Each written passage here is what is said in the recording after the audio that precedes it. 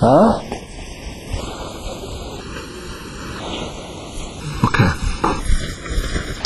We start with this differential equation. That is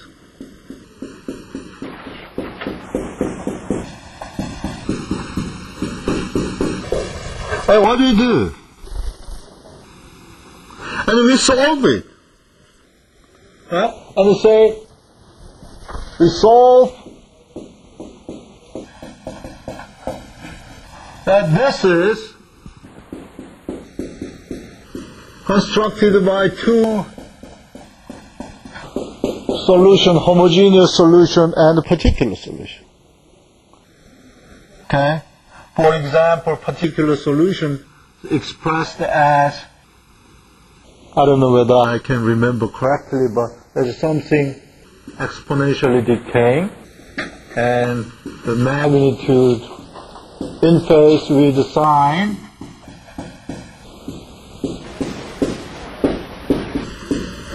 and A and B depends on the condition. Okay?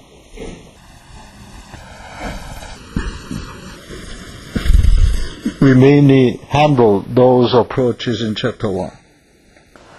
And then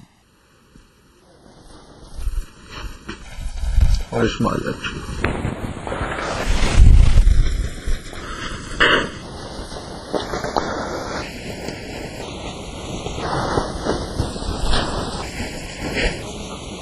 And then we look at the vibratory single degree of freedom system as a system, in fact. Right? So we said, okay, there is an excitation force.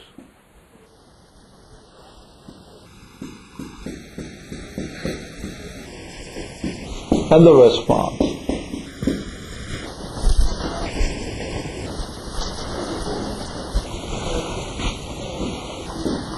And then we found that system's characteristics can be represented by impulse response function h of t.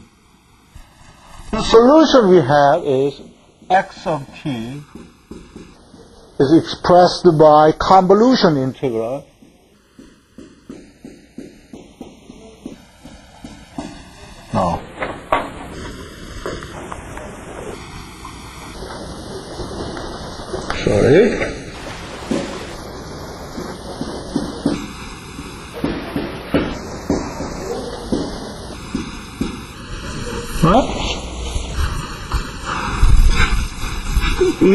If I excite the system at tau, okay, the magnitude is f tau d tau, then the response starts at this point.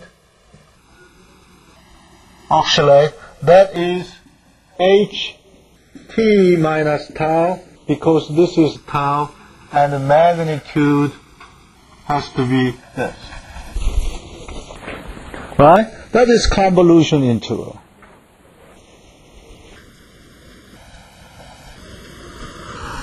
And also, so that if we take Laplace transform, then f of t is fs, and then the system is system transfer function h of s, and you learn this from control theory, and the response is x of s, and we express this relation mathematically like this. The response is simply multiplication of a system function and fs. So hs, the system's response function, is simply Laplace transform of this, that is h of t exponential minus st dt. Why we do this? Why we do this? To give you a hard time? No, because This expresses the response of system in time domain, and often it does not reveal the characteristics of system very much. And if you look at this in S domain, often the characteristics of system reveals more conveniently than looking at the system's response in time domain. This is just the way of looking at the property of a system. Different way of seeing the property of system. Okay? And another way is taking this Fourier transform. Getting better, right? Okay, thank you. You are encouraging me, baby. Fourier. Then, what I will have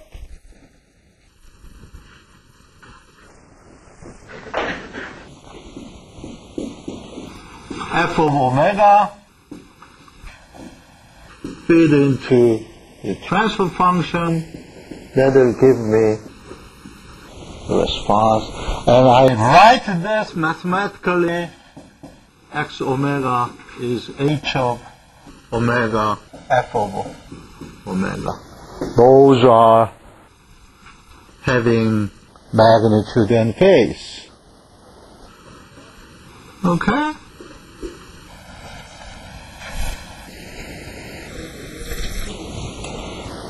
Problem? The lecture is too boring.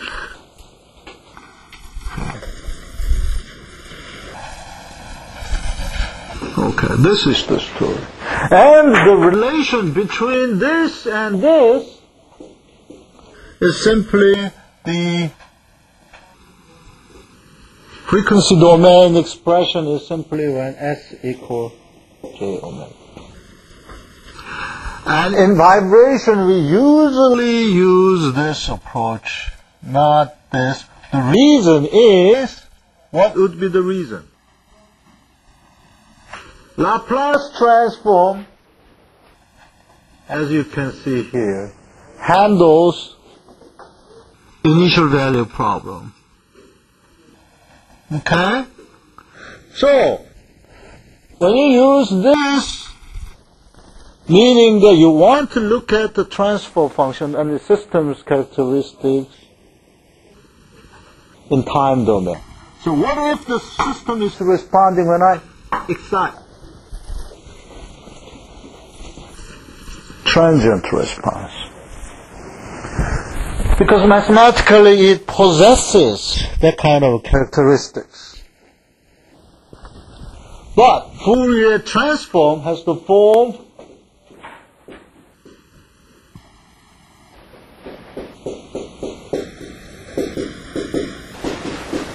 that essentially means that I want to look at the characteristic of f of t ranging from all frequency. Meaning that I am exciting the system with all frequency, for example.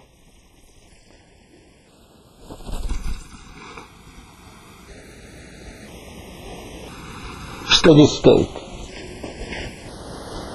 Steady state. Right. This is correspond to steady state excitation.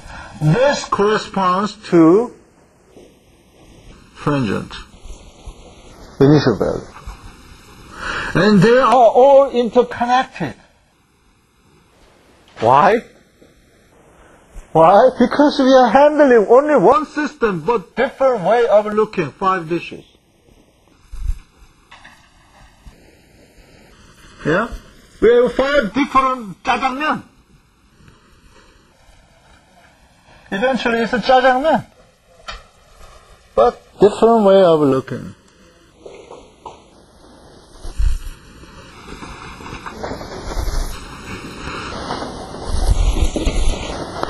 Okay.